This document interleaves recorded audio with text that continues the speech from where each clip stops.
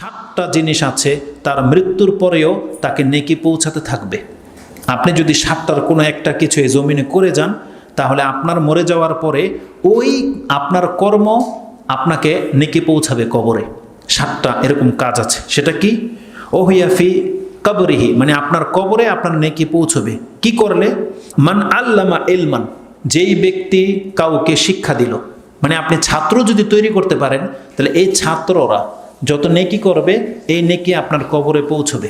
আপনার এলম যদি ছড়িয়ে যান, আপনার কাছ থেকে যারা এলেম নিয়েছে, এই তালেবুল এলেম যারা আপনার এলেম দ্বারা যারা উপকৃত হয়েছে, তাদের নেকির কারণে আপনার কবরে সেই নেকি পৌঁছবে।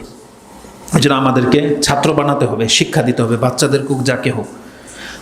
মান আল্লামা ইলমান আও কারা নাহারান, কেউ যদি ঝর্ণা, নহর মানে নদী, খাল খনন করে দেয়, তার মানে যার টাকায় নহর হবে, এই নহর থেকে যত মানুষ উপকৃত হবে, যত পশু উপকৃত হবে, এক কথায় যত উপকার এই নহর থেকে হবে, আপনার কবরে এই সাদকায়ে জারিয়ার নেকি আপনার কাছে পৌঁছবে।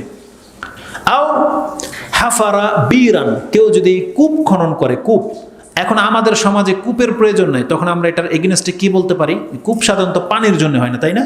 তাহলে আমরা যদি এখন নলকূপ, ডিপ টিউবওয়েল যারা বসায়, তার মানে এই ডিপ টিউবওয়েল থেকে যত পানি খাবে মানুষ, এই নেকি আপনার কবরে পৌঁছবে। তারপরে কি আছে? আও গারাসা নাখলান, কেউ যদি গাছ রোপণ করে, কেউ যদি চায় যে কবরে আমার নেকি যাক, তাহলে তার উচিত রাস্তাঘাটে যেখানে সেখানে গাছ লাগানো। কেউ যদি গাছ লাগায়, তাহলে এই গাছের ফল হচ্ছে সব সাদাকা। আপনি খেলে সাদাকা, আপনার পরিবারের লোকে খেলে সাদাকা, রাস্তার কোনো পথিক খাক সাদাকা, পাখি খেলে সাদাকা, চুরি হয়ে গেলে সাদাকা, পচে পড়ে গেলে সাদাকা। সুবহানাল্লাহ, এটা প্রত্যেকটা হাদিসে বুখারী এবং মুসলিমে আছে, পচে পড়ে গেলে সাদাকা। তাহলে এটা হচ্ছে সাদকায়ে জারিয়া। আও বানা মসজিদান, তাহলে আমাদের উদ্দেশ্য এই হাদিসের এটা।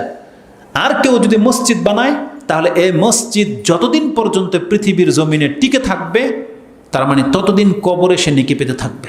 এটা হচ্ছে সাদকায়ে জারিয়ার একটা উৎস। কি? মসজিদ বানানো, যেমন গাছ লাগানো, তেমন হচ্ছে মসজিদ বানানো। আও ওয়াররাসা মুসহাফান, অথবা কেউ যেন কোরআনের মুসহাফ অন্যকে দেয়, ওয়ারিস করে, মুসহাফের ওয়ারিস। বা অনেক মুসহাফ, যেমন সৌদি আরবে বাদশাহ ফাহাদ সম্ভবত তার একটা প্রেসে আছে, সেখানে শুধু তার টাকায় কোরআন ছাপে, 1 টাকাও কার কাছ থেকে নেয় না। তার প্রেস, শুধু সে প্রেস করেছে, শুধু এটাতে কোরআন ছাপবে, পুরো ওয়ার্ল্ডে ছড়িয়ে দিচ্ছে সে কোরআন। তার মানে তারা এই সাদকায়ে জারিয়াগুলো গ্রহণ করেছে। আও তারাকা ওয়ালাদান ইস্তাগফিরু লাহু বাদা মাউতিহি, অথবা এই জমিনে এত সংখ্যায় আপনার সন্তান জন্মে যান, যেই সন্তানরা আপনার জন্য দোয়া করবে। এটা আরো সহজ পথ, যেন আপনার টাকাই লাগবে না।